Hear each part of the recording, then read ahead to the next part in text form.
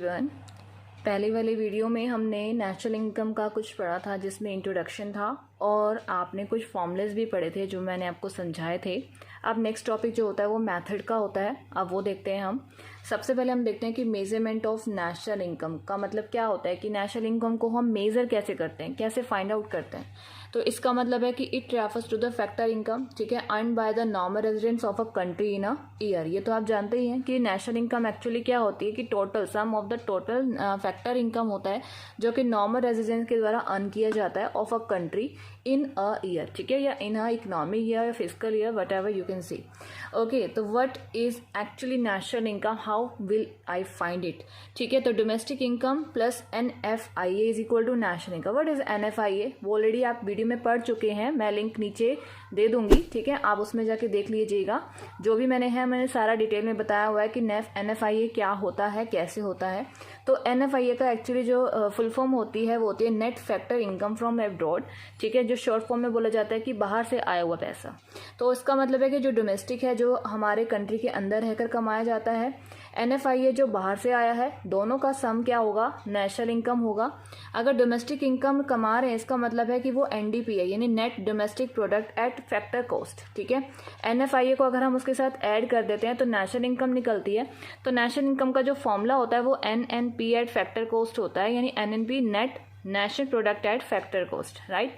तो हमारे इंडिया लिखा हुआ है कि in India CSO means central statistical and organisation, ठीक है, जो एस्टिमेट करती है हमारी नेशनल इनकम को, राइट। तो आपका अगर MCQ में कोई क्वेश्चन बन के आता है तो you can write the answer the CSO। कौन मेंटेन करता है, कौन एस्टिमेट करता है, CSO, ठीक है। अब हम पढ़ने वाले हैं इसके methods.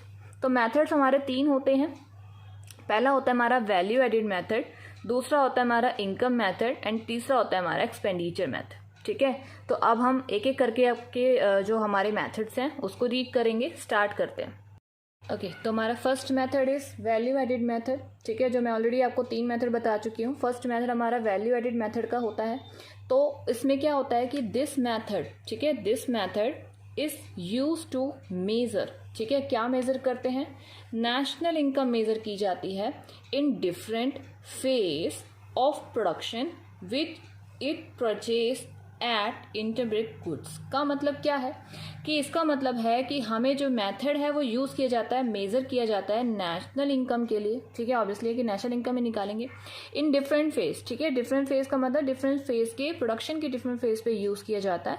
Which it purchase at the intermediate goods का मतलब कि जो हमारे रॉ मटेरियल होते हैं उस कॉस्ट पे हमें जो है परचेज करना है। The value which it added is known as the gross value added, ठीक है। ग्रॉस वैल्यू एडिड का मतलब क्या है कि इसको हम GVA एट MB भी पढ़ते हैं या फिर कह लो कि इसे GDP एट MP भी पढ़ा जाता है। इन दोनों का ही मतलब क्या होता है, सेम होता है, ठीक है। तो ये GDP एट MP पढ़ा जाता है, राइट। तो ये हमारा एक्चुअली वैल्यू एडिड मतलब का मतलब होता है कि ये हमें मेजर करता है हमारे नेशनल इनकम को निकालने में डिफरेंट फेज में, जो प्रोडक्शन का डिफरेंट फेज होता है, which it purchase eight intermediate goods, ठीक है, जो कि हम इंटरमीडिएट गुड्स का मतलब होता है जो हमारा कच्चा माल होता है या रॉ मटेरियल जो उसको हम कह सकते हैं, उस पर जो परचेज करते हैं उस पर जो वैल्यू की जाती है, वैल्यू एडिड वहीं से निकाली जाती है। तो अब यहाँ पे पढ़ते हैं कि एक्चुअली वैल्यू एडिड क्या होता है। वैल्यू एडिड का जो फॉर्मूला है वो क्या है कि वैल्यू ऑफ आउटपुट में से हम इंटरमीडिएट कंजम्पशन को क्या करते हैं, माइनस। ऑब्वियसली है कि वैल्यू ऑफ आउटपुट क्या होती है कि एक्चुअली जितनी वैल्यू है मेरे आउटपुट की, ठीक है, यानी कि जितनी सेल हो रही है, कह लो ये कि जितनी प्रोडक्शन है मेरी, ठीक है। मान लो कि अगर मैंने कोई 1000 यूनिट्स को परचेज किया है, ठीक है, 25 रुपीज़ में, तो एक्चुअली मेरी वैल्यू ऑफ आउटपुट क्या होगी, 1000 multiply 25। It means value of output वहाँ पर मेरी 25,000 कहलाएगी ना, कि जितनी एक्चुअली है उसमें से मैंने रॉ मटेरियल जितना भी खर्चा कर लिया, ठीक है, जितना भी मैंने खर्चा कर लिया वो सारा का सारा क्या हो जाएगा, इंटरमीडिएट कंजम्पशन हो जाएगा। रॉ मटेरियल में जितना मैंने काउंट किया या खर्चा किया वो सारा हट जाएगा, ठीक है। तो नेक्स्ट जो आपके पास फॉर्मूला होता है, या तो हम एक फॉर्मूला ये लिख सकते हैं कि वैल्यू ऑफ आउटपुट में से हमने क्या माइनस किया, इंटरमीडिएट कंजम्पशन, या दूसरा फॉर्मूला होता है, ठीक है, पहला होता है ये और दूसरा होता है कि सेल, जितनी एक्चुअली सेल हुई प्लस चेंज इन स्टॉक, ठीक है। चेंज इन स्टॉक का मतलब होता है कि क्लोजिंग स्टॉक में से हम ओपनिंग स्टॉक को क्या कर देते हैं, माइनस कर देते हैं, और अगर उस वैल्यू को अगर मैं सेल के साथ प्लस कर दूं तो मेरी तब भी क्या हो जाएगी, वैल्यू एडिड आ जाएगी। ठीक है, तो वैल्यू एडिड आने का मतलब है कि जो भी आपके पास है उसमें से हम इंटरमेक कंजम्पशन को भी क्या करते हैं, माइनस करते हैं, तो माइनस इंटरमेक कंजम्पशन भी कहलाएगा। तो एक्चुअली आपके दो फॉर्मूले हो चुके हैं कि पहला फॉर्मूला होता है कि वैल्यू ऑफ आउटपुट में से इंटरमेक कंजम्पशन को माइनस करना, और दूसरा होता है कि sale plus change in stock minus intermediate consumption. ठीक है, तो ये हमारे जो दो फॉर्मूले हैं वो हमारे किसको निकालने के लिए आते हैं, नेशनल इनकम को ही निकालने के लिए आते हैं। लेकिन इससे जो निकलता है वो सबसे पहले हमारा क्या निकलता है, जीडीपी। ठीक है, या तो इसको हम जीवीए एट एमपी बोलते हैं या फिर हम इसे जीडीपी एट एमपी बोलते हैं। तो अब ये हमारा ये निकलता है, इसको हम बोलते हैं जीडीपी एट एमपी। कौन से मेथड से, वैल्यू एडिड मेथड से। ठीक है, अब जीडीपी एट एमपी तो निकल गया, लेकिन मुझे निकालना क्या होता है, नेशनल इनकम निकालना होता है। तो हम वो देखते हैं उसको कैसे यस तो हमने पढ़ा अभी आपके पास कि यहाँ पे आपके पास क्या था कि जीडीपी एट एमपी निकाल लिया आपने दो फॉर्मूले यूज करके, जीडीपी एट एमपी या फिर इसको हम क्या कहते हैं, जीवीए एट एमपी कहते हैं। कोई भी दोनों का नाम ही एक ही होता है।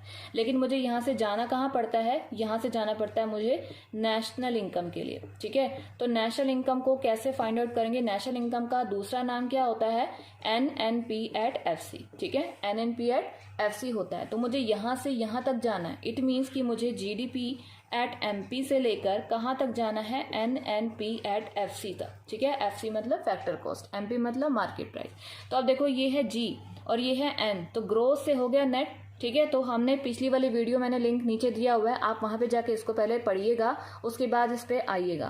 तो ग्रोथ से नेट में अगर हम जाते हैं तो वहां पर हम डेप्रिसिएशन को माइनस करते हैं। क्यों करते हैं ये मैंने सारा समझाया हुआ है, आप जाकर एक बार देखना।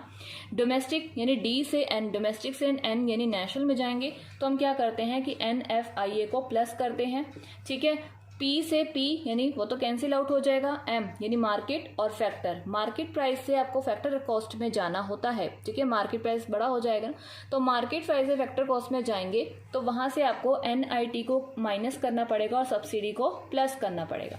ठीक है, तो हमारे पास एक्चुअली जो ये चीज बनी है वो एक फॉर्मूला टाइप बनी है। क्या बना है कि जीडीपी एट एमपी अगर क्वेश्चन में दे रखा है तो आपको डेप्रिसिएशन माइनस करना है। ठीक है, NFIA आपको प्लस करना है, माइनस का NIT करना है और प्लस का क्या करोगे, सब्सिडीज करोगे। तो ऐसा करने पे आपको क्या मिलेगा, सीधा सीधा आपको मिलेगा NNP एट FC मिलेगा, यानी वो नेशनल इनकम आपके पास निकल कर आ जाएगी। ठीक है, ये आपकी नेशनल इनकम।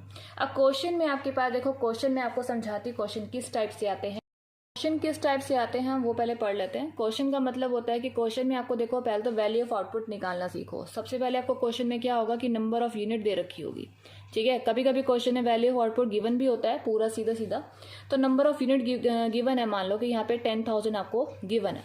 ठीक है, और यहाँ पे प्राइस पर यूनिट दे रखा है कि प्राइस पर यूनिट, ठीक है, ये आपको दे रखा है मान लो कि 5 रुपीज़ है।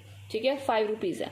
उसके बाद यहाँ पर आपको बोला गया होगा कि इंटरमेक कंजम्पशन क्या है। देखो, इंटरमेक कंजम्पशन कभी कभी सीधा सीधा नहीं लिखा होता है, तो उसकी जगह आपको जो है कॉस्ट ऑफ रॉ मटेरियल भी दे रखी होती है, परचेस ऑफ रॉ मटेरियल भी दे रखी होती है, तो इसका भी मतलब आपका इंटरमेक कंजम्पशन ही होता है।